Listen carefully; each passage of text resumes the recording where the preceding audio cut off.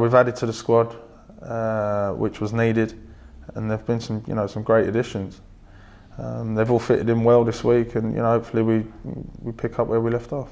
Were you there like the rest of us, watching the figures come in and the money being spent and the players coming in and thinking, this is getting a bit tasty in this league now? Yeah, we was. I also had my phone in the other hand, messaging the players, hoping they'd come. So Ryan Mason got bombarded a couple of times before it was done.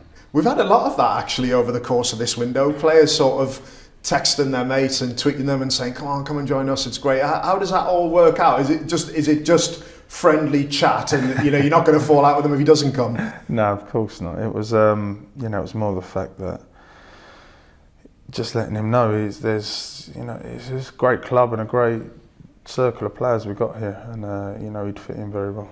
And I suppose for you as well, you found a home here, haven't you? Because the last time we chatted, I think you'd been on loan to a few different places and you'd enjoyed those loan experiences. But I guess as a player, you want to lay down some roots. Yeah, of course. It's nice to be settled. I love it here. I love the area, the fans, and my teammates and the staff. So, it's a great place for me. I like it here, and hopefully we all push forward together because we've got a good thing going on at the minute.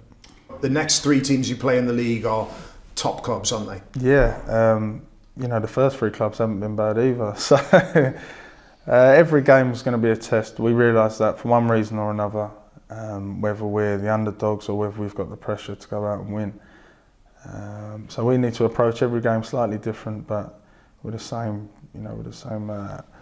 passion and tactics as we have done. The money spent by the 3 clubs that you face in those next 3 league games after Burnley, they probably spend something like £400 million between the 3 of them. Does it make it more and more difficult for a Leicester to happen and for the likes of Hull to compete in the Premier League, or on a given day can you still beat those £200 million teams?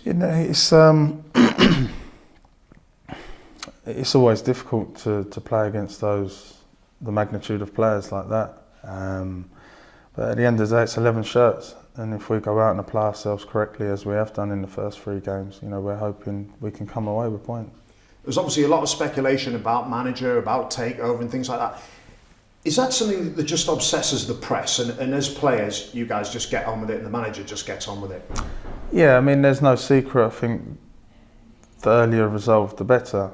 But from the players' point of view, we go out and train every day. That doesn't disrupt us, in any shape or form. We're all professional enough, and we want to go out and train and learn. And Saturday's just another day at the office where all behind the scenes is nothing to do with us. And on the manager point of view, you talk about testing yourself against those best players in the world and what the Premier League brings, and he's got that great opportunity now as well, hasn't he? Yeah. Again, it's no secret. We was all shocked and disappointed when Steve Bruce left.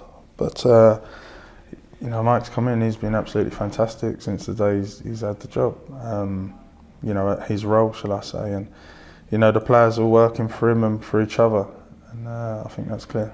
Is it sort of proof that when you get that opportunity to take it, whether you're a player, a manager, a coach or whatever? Yeah, that's football.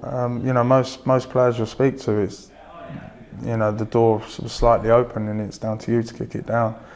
I think he's really done that. If there was a freestyle competition right now on the training pitch out there, which player would win it and why? I could tell you who wouldn't win it, but I think Sean Maloney's he's very, very skillful with the ball. And what's his trick? Is it something that he does that sort of blows your mind? I think he's far too low to the ground to to get near him, and he's a very tricky, intricate player.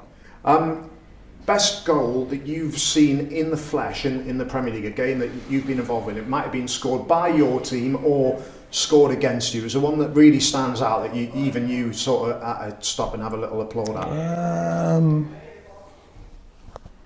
God, there's been a few against us. I think the one this year actually with Abel Hernandez and Diamande, just for the fact that it was so pre-rehearsed, it looked like. But the double overhead kick, something I've not quite seen before. I'm going to make you godlike here. You can pluck any Premier League legend out of retirement You can get him in his prime and you can put him into this whole City side. Who do you pick and why? Patrick Vieira, I think. I think he just had absolutely everything as a midfielder. Yeah, he had pace, strength, he could score, he could disrupt. Yeah, I think he was the man. Is that just so you could play alongside him and just sit back with your hands behind your head? I'm not playing midfield at the minute, so I'll just sit and watch from the back.